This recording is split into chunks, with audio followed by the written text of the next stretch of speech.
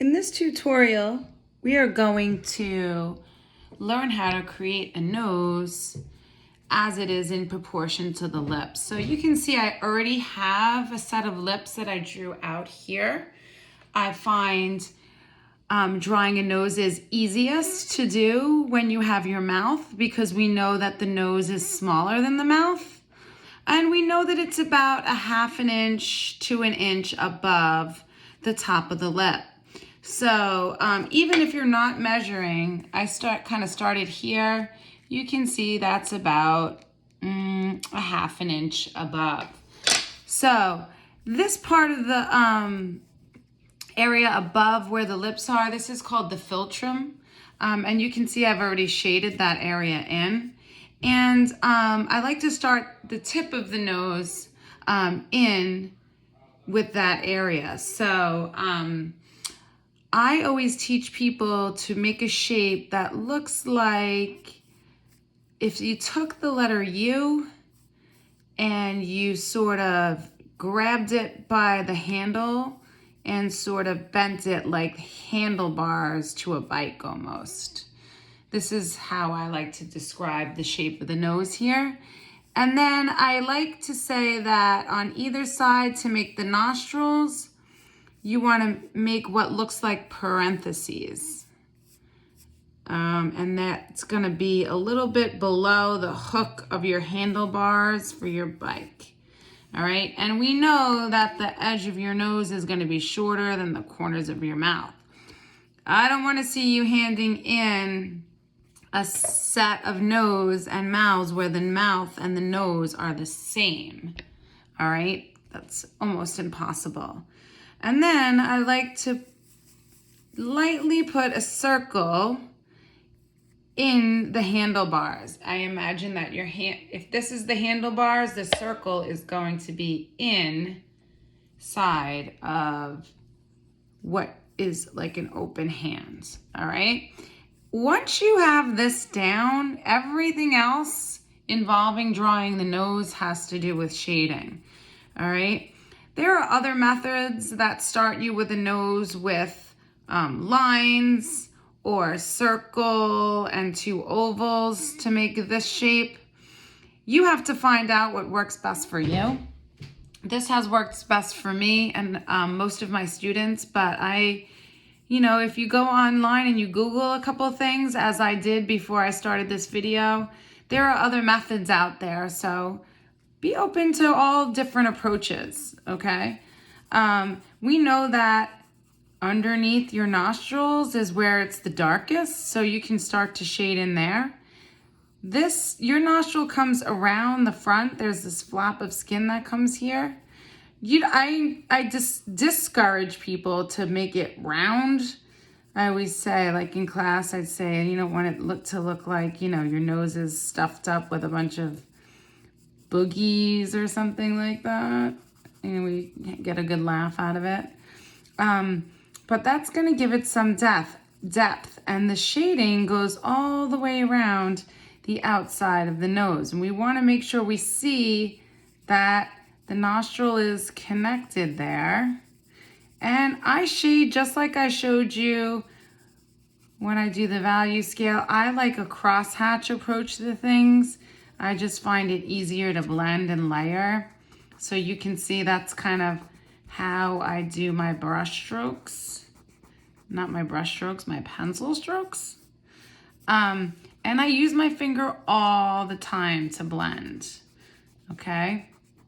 If you have a tortillon at home or a blending tool, you can use that. You can certainly use a napkin or a tissue. So you can see here that this philtrum is gonna connect really nicely with the nose. And then you are going to start to lightly shade in and around this circle. Now, even if you look at your own nose or if you print a reference photo, you'll see that the nostrils are pretty white, and so is this top part of the nose because it usually gets hit by the light source. So I like to add a light value around this circle and then use my finger and bring the shading up, and that value will give you an implied line, and your eye will see it as a line, even though it's just a bunch of shading. So then you can take your eraser and you can erase the top of the circle. And you want to be able to connect your nostril back up here to the nose, and that's going to give you the shape here. That's going to be your nostril shape. Always you have your eraser handy. Drawing with my eraser is one of my favorite things to do. So I always have it handy. And again, I'm just going to go back in and define this area. How wide is the nostril? How small is it? You can literally spend hours. If I had a 4H pencil on me, I would be using it all around here to differentiate between the tip of the nose. And I'm going to go in here and make the nostril a little bit darker. And you want to connect there is a whole bunch of shading that happens here. I know sometimes when you're first making the mouth and I ask you to put value on top of the lip, a lot of people say, it looks like a mustache.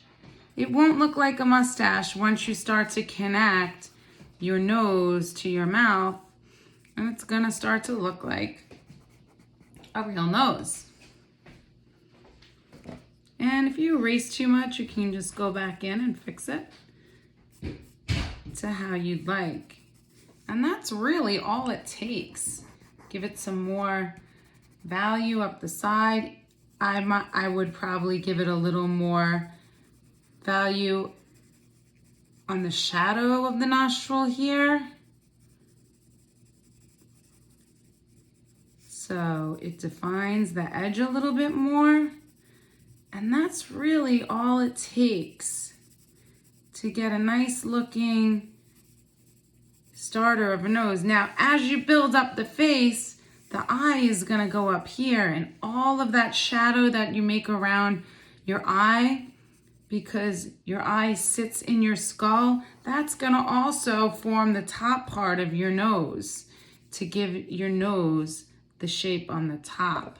But this is gonna be our nose on the bottom for the most part. All right? Play around with it. Definitely use your finger to smudge. Play around with, don't be afraid to go too dark in places. You can always go back in and erase it. And the more you build up your shadows, the more realistic and the more the nose will come off the page. Okay? So really, this is all I'm looking for when you're handing it in to me. Make sure you have a nose and a mouth connected.